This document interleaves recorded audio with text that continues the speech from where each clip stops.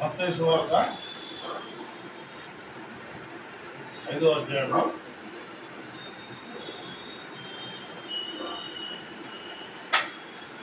6వ అధ్యాయము 5 నుండి 15 వరకు చూసారా? అది ఆన్ చేసినావా?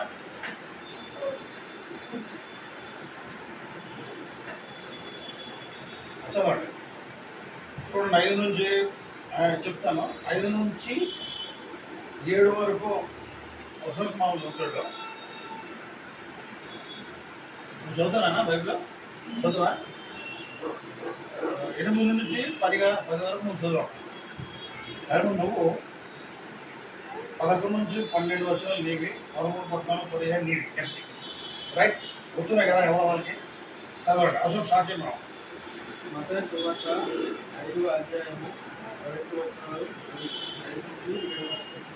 ఓకే. సాత్వికులు ధన్యులు, వారు భూలోకం వీటి కొరకు ఆజ్ఞ తప్పులు కావాలి. 5 నుంచి 15 వరకు 6 అధ్యాయం. మత్తయి సువార్త 6 5 నుంచి 15 వరకు నీ వచనాలు సేమ్. 5 నుంచి 7 వరకు నువ్వు, 8 నుంచి 10 వరకు అమ్మాయి, తర్వాత 11, 12, 13, 14, 15 నెక్స్ట్ రైట్. 6 చదవరా? 5 నుంచి 7 వరకు. మరియు మీరు ప్రార్థన చేయనప్పుడు వేషధారుల వలె ఉండవద్దు. మనుషులకు కనబడవలనే సమాజ మందిరంలోను వీధుల మూలల్లోనూ నిలిచి ప్రార్థన చేయట వారికి ఇష్టం.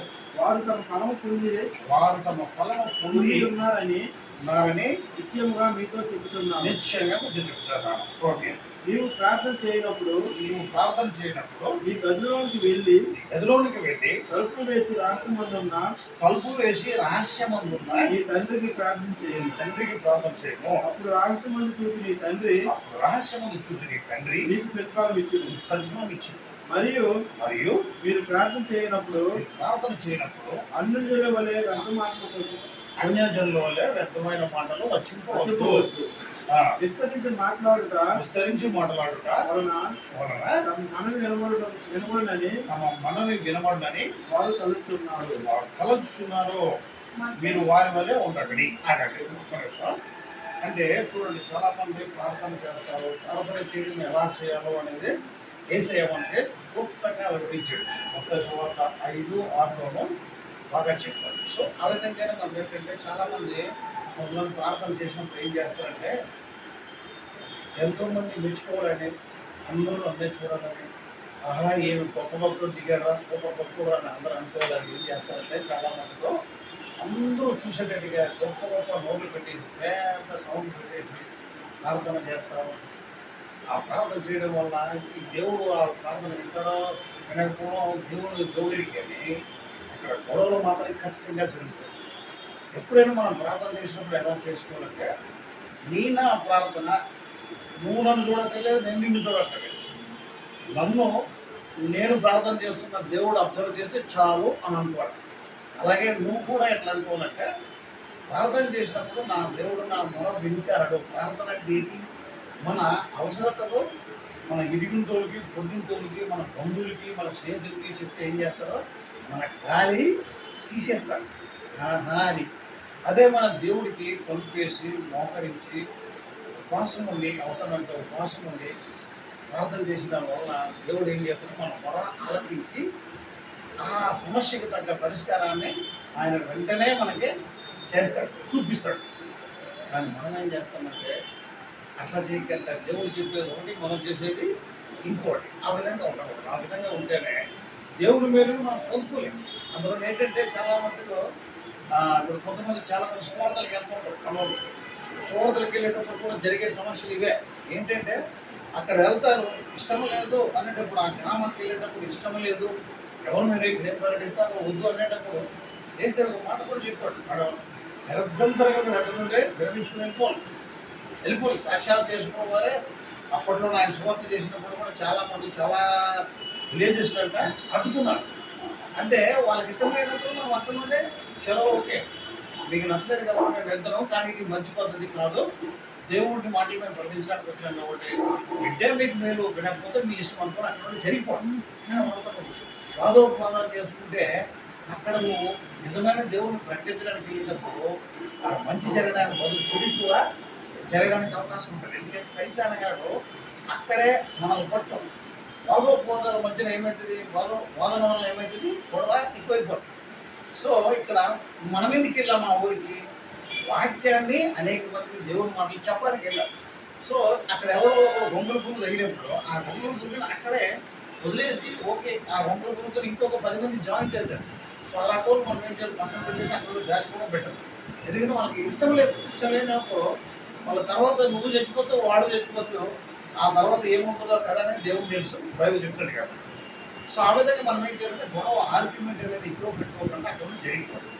అలాగే ప్రార్థన చేసినప్పుడు నీ ప్రార్థన నా ప్రార్థన మన సమస్యని దేవునికి చెప్పుకుంటాం. ప్రార్థన అంటే మన సమస్యని దేవునికి చెప్పుకోవడం, ఇంకా అందులో ఏం లేదు. ప్రార్థన అంటే మన సమస్యని దేవునికి చెప్పుకోవడం. దేవుని చెప్పుకునేటప్పుడు దేవుడు మన ప్రార్థన వింటాడు, మనం ఆలకిస్తాడు, నా సమస్యకు పరిష్కారం దొరుకుతుంది అనేటప్పుడు దాన్ని ప్రార్థన చేసేటప్పుడు ఒక రూల్ చెప్పాడు దేవుడు. అయినా నువ్వు ప్రార్థన చేసినప్పుడు లోపలికి వెళ్ళి ప్రవేశించుకుని మోకరించి ప్రార్థన చేయి. పరలోక మోకరు నీ తండ్రి చూసినట్టు నువ్వు నీ మాటని వినబడేటట్టుగా ఆయన ప్రార్థన చేయి. ఎలాగా వ్యర్థమైన మాటలో చెప్పకూడదు. చాలా మంది ఏం చేస్తారంటే ప్రార్థన చేయమ్మా అని టైం ఇచ్చామనుకో, ఏ ఊరైనా వెళ్ళేటప్పుడు ఎక్కడో ఫోన్కి వెళ్ళేటప్పుడు లేకపోతే కుటుంబ ప్రార్థనకి వెళ్ళేటప్పుడు కొంతమందికి టైం ఇస్తాం. ప్రార్థన చేయమ్మా అని అన్నామనుకో, ఇక్కడ ఏం చేస్తారంటే ఈ చివరిని స్టార్ట్ చేస్తే ఆ చివరి వరకు వీటిని కాపాడినాయన, వాటిని కాపాడినాయన, వాటిని కాపాడినాయన, వీటిని కాపాడినాయన, ఆమెను స్వస్థపడుతున్నాయన అండ మొదలెట్టారు. అంటే ఈ ప్రార్థన మొత్తం వదిలేసరికి అక్కడ సగం మంది లేచిపోయి బయటికి వెళ్ళిపోతారు. అట్లా ఉంటుంది మన ప్రార్థన. నువ్వు కాపాడమని ఆయన చెప్పడం ఏంటి, ఆయన తిరిగి నువ్వు చెప్పినా చెప్పకపోయినా ప్రపంచాన్ని, భూమిని, ఆకాశం ఉన్న సమస్త సృష్టి ఆయన చేతిలో ఉంటుంది కాబట్టి ఖచ్చితంగా ఆయన కాపాడతాడు. సో ఆయన నమ్మనోళ్ళే అందరినీ కాపాడతాడు. అయితే నమ్మనోళ్ళే ఎందుకు చూస్తాడంటే నమ్మినోడు చూసి నమ్మనోడు ఈరోజు కాకపోతే రేపైనా నమ్ముతాడు. పర్లేదు టైం ఇస్తుంటాడు. మనలాగా కోపడతాడు దేవుడు. కోపడితే సృష్టి అంతా నాశనం అయిపోతుంది. క్షణాల్లో సెకండ్లో నాశనం చేసేస్తాడు దేవుడు తలుచుకుంటాడు. కానీ చేయడట్లా మనంతా కోపిస్తాడు మాకు. ఆయన రుణమయ్యాడు కాబట్టి ఏం చేస్తాడంటే టైం ఇస్తాడు జనానికి, దేవుని మాటలు తెలుసుకోవడానికి, దేవుని మార్గంలో నడుచుకోవడానికి మనకి టైం ఇస్తాడు. ఆ టైంలో మనం ఏం చేయాలంటే దేవుడిని మనము ప్రకటించడానికి, ప్రార్థన చేయడానికి మనము అలవాటు చేసుకోవాలి. అలవాటు చేసుకున్నప్పుడు మన జీవితంలో మేలులు చూడవచ్చు. అలాగే వ్యర్థమైన మాటలు కలగకూడదు. ఎప్పుడు దేవుడికి ఇష్టం కాదు. క్లుప్తంగా నీ సమస్య ఏంటో క్లుప్తంగా చెప్పి నువ్వు దేవుని కోసం ఏం చేయాలనుకుంటున్నావు, దేవుడి దగ్గర నుంచి నీకేం సహాయం కావాలి. నువ్వు బ్రతికున్న రోజు మనం ఎన్నిసార్లు బతుకుతాం ఎవరికైనా తెలుసా? నువ్వు ఎన్నిసార్లు బతుకుతావు నీకు తెలుసా? నేను ఎన్నిసార్లు బతుకుతావు నాకు తెలుసా? అదంతా దేవరాశి కాబట్టి దేవుడి చేతిలో ఉంటాయి. సో మనం పుట్టిన అయితే డేట్ మనకు తెలుసు, ఆ పుట్టిన డేట్ కూడా క్యాన్సిల్ చేయాలి మనకి. ఎందుకంటే అప్పుడు మన తల్లిదండ్రులు కూడా చదువుకున్నారో కాదు కాబట్టి. అయితే ఆ దేవుడు ఎప్పుడు తీసుకెళ్ళిపోతాడో మనకు తెలియకపోతే అప్పటి వరకు దేవుడిని మెప్పించే కార్యక్రమాల మీద మనం ఆశ పెట్టుకోవాలి. ఎందుకంటే నువ్వు భూమి మీద మనకు ఒక టైం ఇచ్చాడు. ఇక్కడ ఏంటంటే ఈ మరణా కాలంలో, ఈ భూమి మీద జీవించే కాలంలో ఒకరోజు మనకు వస్తుంది. అంటే భూమి మీద టైం అయిపోయిన తర్వాత మనము వెళ్ళిపోయే రోజు వచ్చినప్పుడు లెక్క అడుగుతాడు. అంటే భూమి మీద ఉండేటప్పుడు ఏమేమి చేసావు, ఎలా చేసినావు, మంచిగా బ్రతికినావా, చెడగా బ్రతికినావా, అప్పుడు మెల్లే చేసినావా, కీళ్ళే చేసినావా, నీ వాతావరణం ఎట్లాంటిది, మోసంలో బ్రతికినావా, ఉత్సాహంలో బ్రతికినావా, మొదటనంలో బ్రతికినావా, అబద్ధ సాక్ష్యాలు లోపుతూ ఉన్నావా. ఇవి మనం చేసే భూమి మీద చేసే ప్రతి దానికి లెక్క అప్పచెప్పే రోజు ఒక రోజు వస్తుంది. ఆ రోజుకి మనం ఏంటంటే సిద్ధపాటు కలిగి ఉండాలి. అందుకనే బైబిల్ ఎందుకు చూడతాం, ప్రార్థన ఎందుకు చేస్తాం, ఫాస్టింగ్ ఎందుకు ఉంటాము, నరకం నుండి తప్పించుకోవడానికి మనం ఇప్పుడు నుంచే దేవుని ప్రసన్నం చేసుకోవాలంటే ప్రార్థన అనేది మెయిన్ పునాది. మీ నా జీవితాల్లో మనకి కరెక్ట్గా సెట్ అవ్వాలంటే దేవుణ్ణి అడగడం అనేది అలవాటు చేసుకుంటే ప్రార్థన ఎలా చేయాలని బైబిల్ నేర్పుతుంది. బైబిల్ చదువుతూ ఉంటే. అందుకనే అన్నదినము నేను ఎందుకు ఇప్పుడు చెప్పినా సరే బైబిల్ చదవండి అని ఎందుకు చెప్తానంటే, బైబిల్ చదవడం వలన దేవుడు మనకి తోడునేడు ఉంటాడు. దేవుడి మాటలు అర్థమవుతుంది. ఆత్మీయ బలం అనేది నీకు దొరుకుతుంది. బైబిల్ చదవడం వల్ల ఆత్మీయ జ్ఞానం నీకు లభిస్తుంది. లభించినప్పుడు నీ ఆత్మ ధైర్యంగా దేవుడి కార్యక్రమాలు ఎట్లా మొదలెట్టాలనేది నీకు దొరుకుతూ ఉంటుంది అన్నమాట. అదే నువ్వు చూడు, శరీరానికి బలమేంటి? అన్నము, ఆహారం. ఒక పూట తినకట్టుండు ఏమైతుంది? ఈ శరీరం బలహీన వైపు చేసే పనిలో సరిగ్గా చెయ్యలేదు. పని చేయడానికి శక్తి దొరకదు.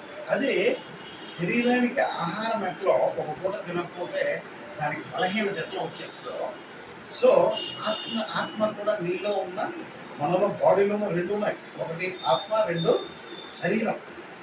ఒకదానికి ఒకటి వ్యతిరేకంగా పనిచేస్తుంటాయి. ఎట్లా పనిచేస్తాయంటే, ఆత్మ ఇప్పుడు సిద్ధమే దేవుడు పని మీద అలర్ట్గా ఉంటారు ఆత్మ. ఎందుకంటే చూడండి, మనం ప్రార్థన చేస్తాము, ఆత్మ చెప్తుంటాడు దేవుడు, దేవుడు ఏంటంటే అర్థం చేసుకుంటారంటే శరీరం ఏమంటారు తెలుసా? ఎప్పుడేం ప్రార్థన సండే కదా, మంచిగా మటన్ చికెన్ తెచ్చుకున్నాం కదా, మంచిగా తిని ఏదో ఒకటి చూసుకుందాం, టైం పాస్ చేద్దాం, ఇప్పుడేంటి ఏదో పార్కు పోదాం, అక్కడ పోదాం, ఇక్కడ పోదాం అనుకో. శరీరం ఒప్పుకోదు దేవుని కార్యక్రమాలకి. శరీరము ఒప్పుకోదు. దేవుని కార్యక్రమాలకు శరీరము ఒప్పుకోదు. అది ఎప్పుడు కూడా సైతాన్ పక్షంగా ఉంటుంది. శరీరంతోనే మనల్ని అణిచేస్తాడు సైతాన్ గారు. శరీరంతోనే మనల్ని అణిచేస్తాడు.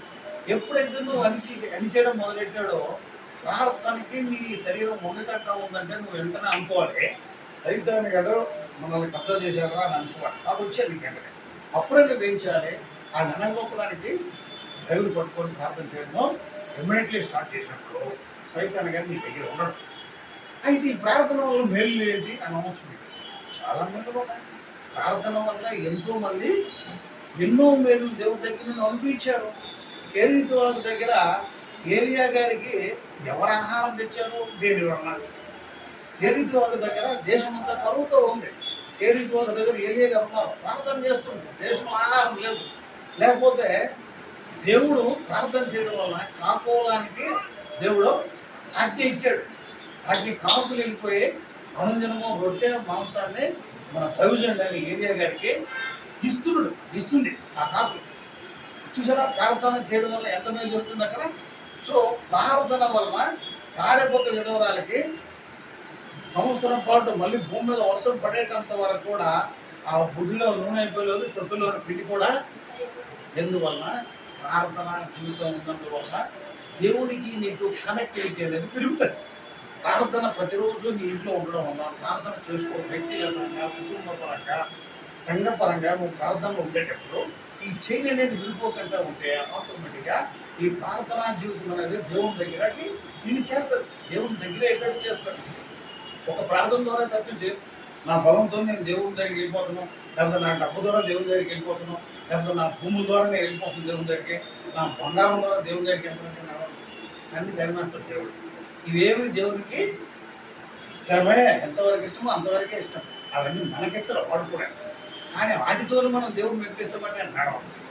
దేవునికి కావాల్సింది ఏంటంటే మనము ఆయన యందు వినయం కలిగి దేవునికి భయపడి భయభక్తులు కలిగి ఉండడం అనేది దేవునికి ఇష్టమైన అలవాటు, మంచి లక్షణం కూడా, ఆయన ఇష్టపడే లక్షణం అంటే.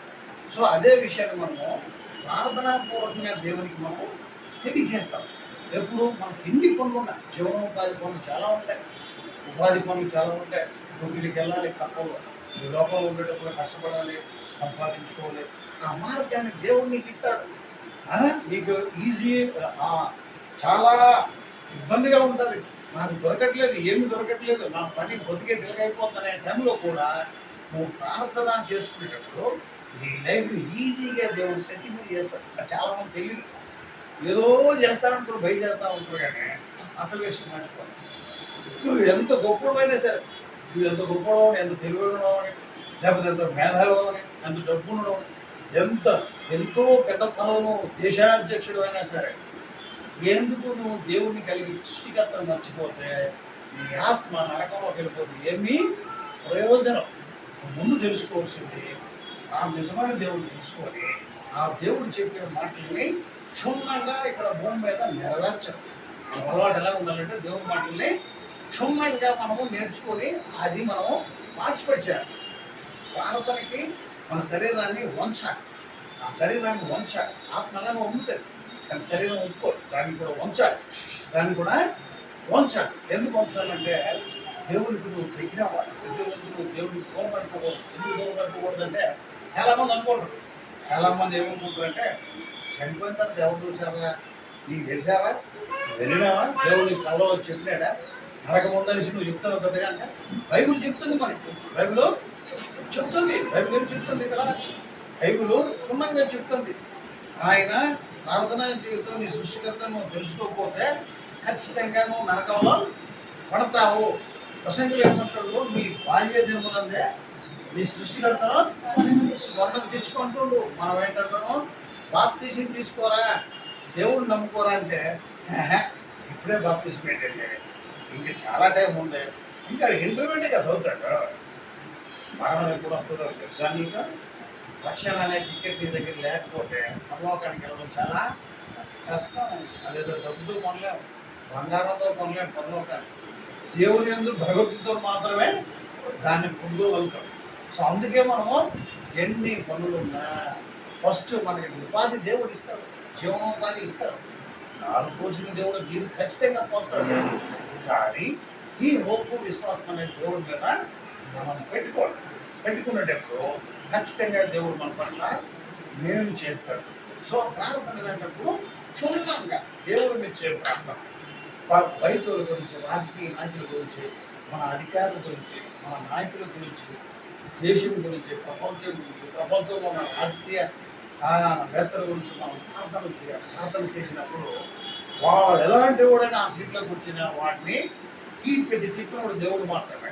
ఆ పొజిషన్ ఇచ్చినప్పుడు కూడా దేవుడే. కాబట్టి మనం ఏం చేయాలంటే మన అందరి గురించి, మన దేశం గురించి, మన రాష్ట్రం గురించి, మన జిల్లా గురించి, మన గ్రామం గురించి, మన ఇంటి గురించి, మన వ్యక్తిగతం గురించి మనం ప్రార్థన చేసుకునేటప్పుడు ఖచ్చితంగా అన్ని పరిస్థితులు మనకు అనుకూలపరుస్తాడు దేవుడు. ఈ దేని వల్ల? ప్రార్థన వల్ల మాత్రమే. అందుకనే ప్రార్థనలో విధమైన మాటలు వచ్చింది. మన రాజకీయ నాయకుల గురించి ప్రార్థన చేయాలి, మన రాష్ట్రం గురించి ప్రార్థన చేయాలి, మన జిల్లా గురించి ప్రార్థన చేయాలి, మన మండలం గురించి, మన విలేజ్, మన ఇల్లు, మన గృహం, మన వ్యక్తిగతంగా ఇవన్నీ చేసినప్పుడు, ప్రతి ఊరు అలా చేసినప్పుడు ఆ దేశం సుభిక్షంగా దేవుని మార్గంలో ఉంటారు. దేవుడు అడుగుజాడలో నడిచినప్పుడు ఆ దేశానికి వర్షం తక్కువగా, ఎండ తక్కువగా, మంచు తక్కువగా, అన్ని పంటలు సుభిక్షంగా పండుతాయి. దేశం అల్లకల్లం అవకుండా దేవుని అడుగుజాడలో మనుషులు నడిచినప్పుడు ప్రతి వ్యక్తి, ప్రతి కుటుంబం, ప్రతి గ్రామం, ప్రతి మండలం, ప్రతి జిల్లా, ప్రతి రాష్ట్రం, ప్రతి దేశం కలిసినప్పుడు ప్రపంచమంతా దేవుని ఆధీనంలో ఉంటారు. సైతాన్ని కవర్ణాస్తాలను తప్పించుకోవడానికి ఏకైతే ఆయుధం ఏంటంటే ఏంటి? ప్రార్థన. ప్రార్థన ప్రార్థన ఈ ప్రార్థన అనేది నువ్వు ఎప్పుడైతే నేర్చుకుంటావో చెయ్యడం దేవునికి దగ్గరయ్యే ప్రార్థన. దేవా ఇంటికి కాపాడుతావు, ఓకే మంచిదే, నేను వద్దట్లేదు, వ్యక్తిగతంగా చెయ్యి ప్రార్థన అందరి గురించి. కానీ దేవుని ప్రసన్నం చేసేటప్పుడు, దేవుడిని మనం ప్రార్థన చూడాలనుకునేటప్పుడు నువ్వు ఖచ్చితంగా మంచి మాటలు పలకడం అనేది అలవాటు చేసుకోవాలి. అందుకనే ప్రార్థన ఎట్లా చేయాలని మనకి ఇందులో క్షుణ్ణంగా నేర్పడాలి. నెక్స్ట్ చదవండి. నెక్స్ట్ ఎవరు? నువ్వు చదువునా?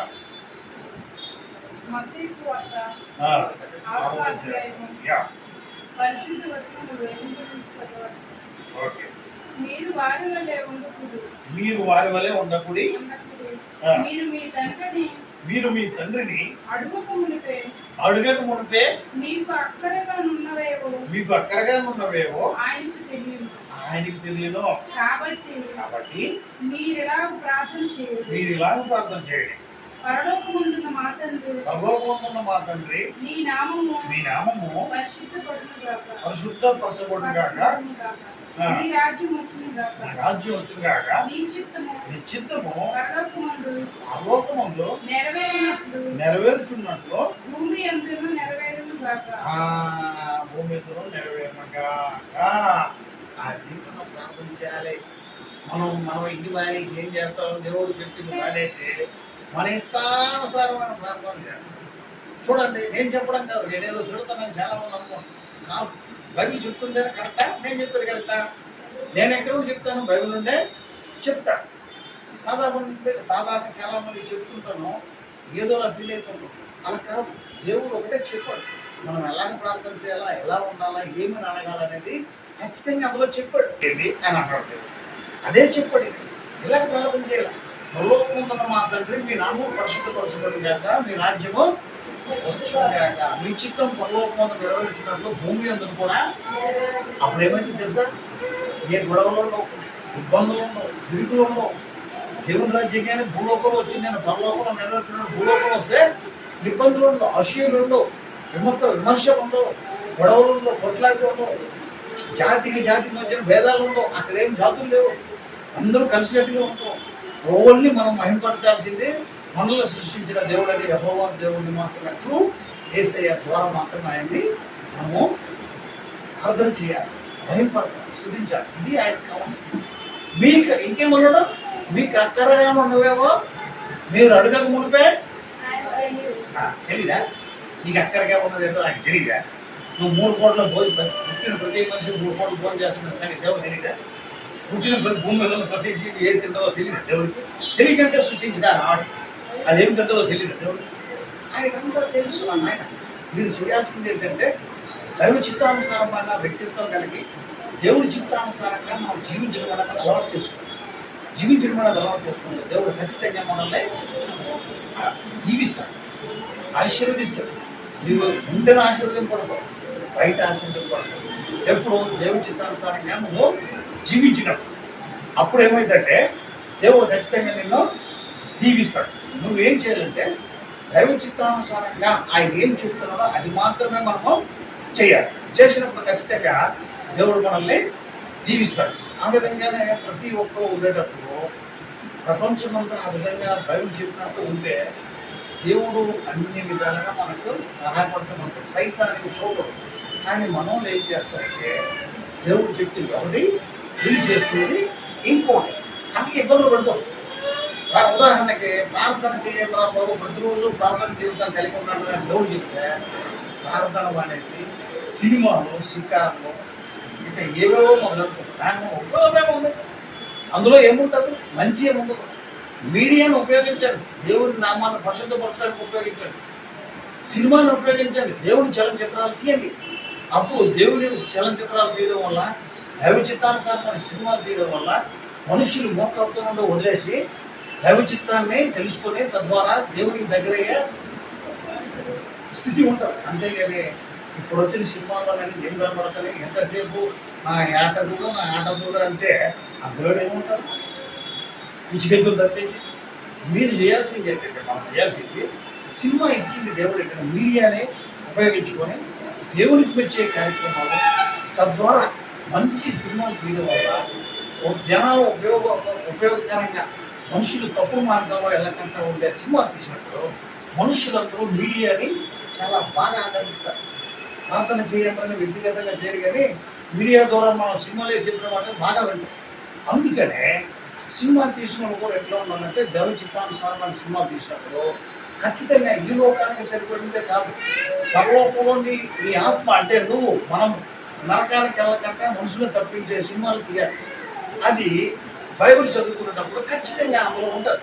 బైబిల్ చదివినప్పుడు నీకు తద్వారా మంచిగా మనుషులు మంచి మార్గాల్లో జీవించడానికి అవకాశం ఉంటుంది. ఉదాహరణకి అక్కడ కరుణమాడి సినిమా వచ్చింది, ఎంతమంది చూసి మాకు చదవలేదు? ఆ సినిమా ఎంతమందిని హృదయాలు తట్టింది? అలాంటి సినిమాలు తీయండి, పర్వాలేదు.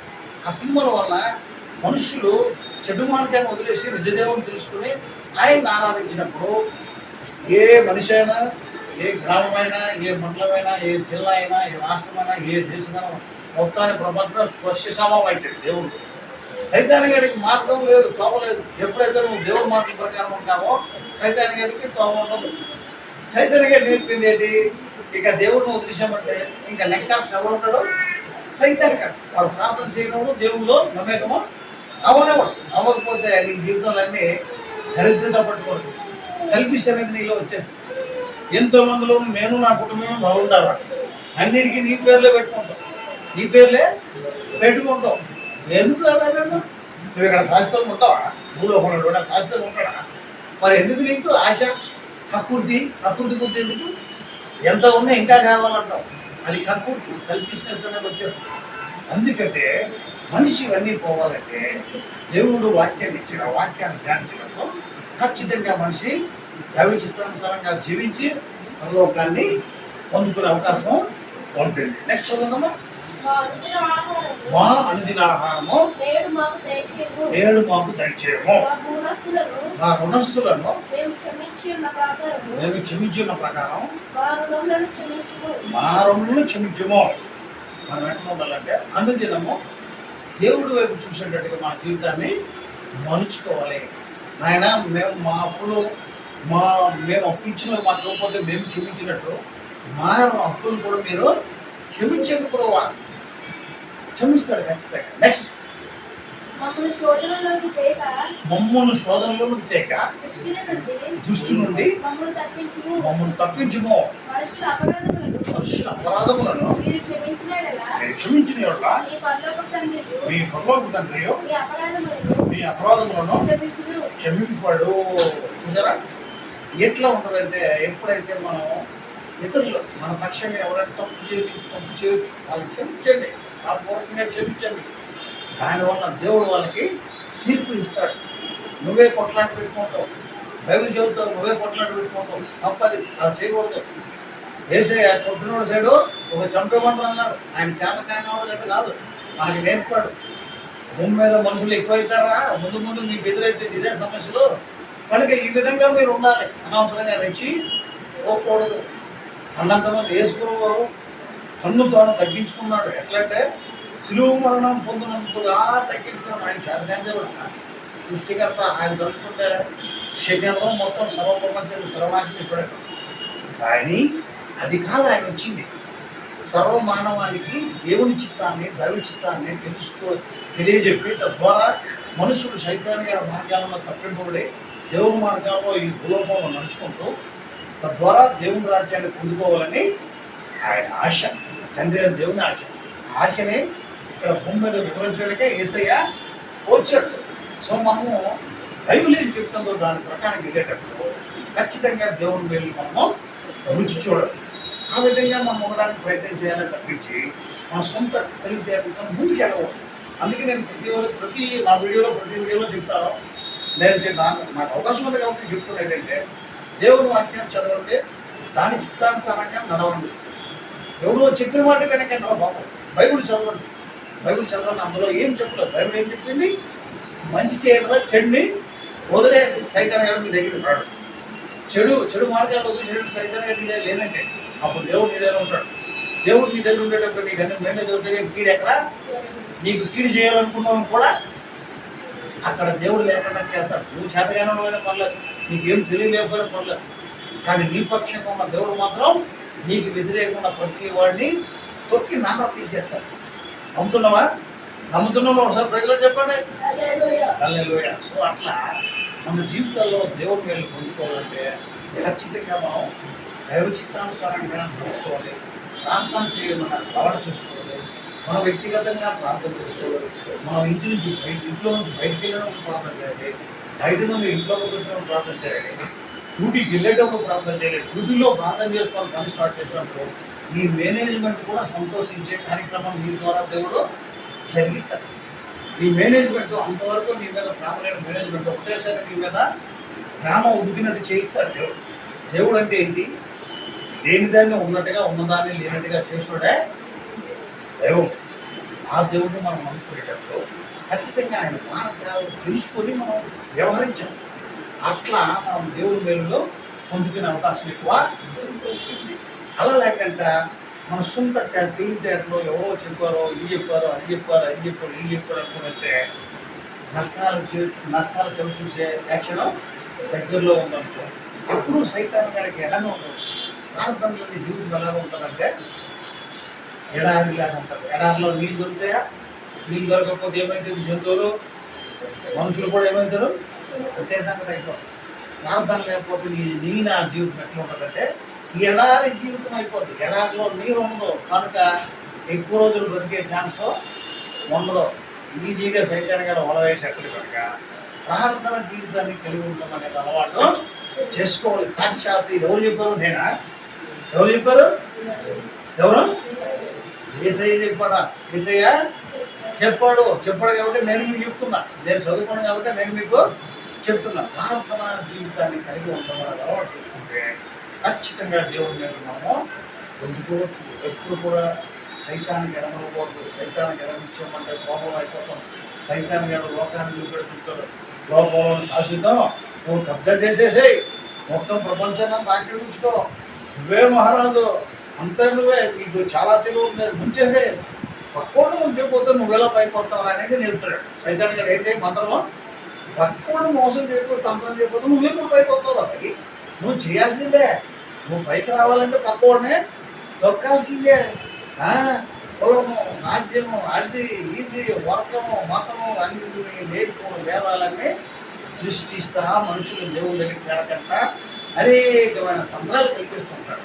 ఈ తంత్రాలను నువ్వు పసిగట్టాలంటే ఖచ్చితంగా నువ్వు బైబిల్ చదవాల్సిందే. ఇంకొక మార్గం లేనే లేదు. అందుకని మనం ఏంటంటే సైతాన్ తంత్రాలను గుర్తు ఎరగాలంటే ఖచ్చితంగా అనుదినము నువ్వు దేవునిలో మమేకమైపోతాడు. ప్రార్థనతో నీ జీవితాన్ని స్టార్ట్ చేసినప్పుడు వేకువ జామున నువ్వు దేవుడిని ఎదుర్కోవాలా. నీ ప్రార్థనతో దేవుడిని ఎదుర్కోవాలా. భక్తులైన దావీదు అంటాడు, వేకువ జామున నీ సన్నిధిని నేను కాచి ఉందును అంటుంటాడు. చదువుతారు ఎవరైనా? విన్నారా మాట? బైబిల్లో ఉందా? వేకువ జామునే నేను నిన్ను నీ సన్నిధిని కాచి మరి మనం ఎప్పుడు చేస్తా? గట్టిగా తినేసి బాగా తిరుగుతారు, నిద్ర తీసిన తర్వాత అప్పుడు ప్రార్థన చేస్తే దేవుడు మెచ్చుకుంటావా? మనం దేవుని మేలును పొందుకోవాలనుకుంటే దైవం మన జీవితంలో కార్యక్రమాలు, ఈ తక్కువ జీవితంలో మనుషులకి మేలు చేసే కార్యక్రమాలు మన ద్వారా చేయించాలనుకోని నువ్వు ఊహించుకుంటే, నువ్వు దేవుని మీద విశ్వాసం కలిగి దేవుడిని అడిగినట్టయితే మనం చేతగానో మేడం కాదు, మన దేవుడు చేతనైనా సమస్త వారి చేతిలో ఉన్నాయి. నీకు ఏది కావాలంటే ఆ దేవుడు వస్తాడు. ఆ నమ్మకం నీకు ఉండాలి. పట్టు ఆ నమ్మకం నీకు ఎక్కడ వస్తుంది? అనుదినము వాక్యము ధ్యానించినప్పుడు ఖచ్చితంగా నీకు బలము, ఆత్మీయ బలము దిగుతూ ఉంటుంది. నీ ద్వారా నువ్వు చేయలేని కార్యక్రమం, నేను ఎక్కలేనంత ఎత్తైన కొండపైకి నువ్వు నన్ను ఎక్కించారు అని దావీదు గారంటే మనం ఆ మాట చదివితే కదా మనకు అర్థం అవుతాడు. బైబిల్ చదివితే మనకు గుర్తుంటాయి.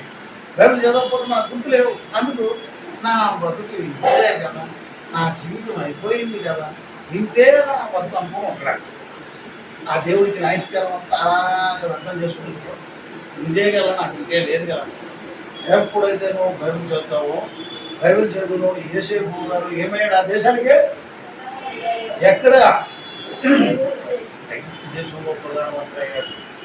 ఎవరో తెలియదు. నువ్వు అనుకోవచ్చు నాకు ఎవరు లేదు. అసలు అన్నీ చేసినవాడు దేవుడే. ఆయన కాదు పడుకుంటే నీకు అన్నీ ఉన్నట్టే. కనుక నువ్వు దేవుడు చెప్పినట్టు బైబిల్ చిత్తానుసారంగా ప్రార్థన జీవితాన్ని చదివితే దేవుడిని మనము పొందుకోవచ్చు. అట్టి విధమైన దేవుని నిరంతరము యేసయ్య నామమున అనుగ్రహించుగాక.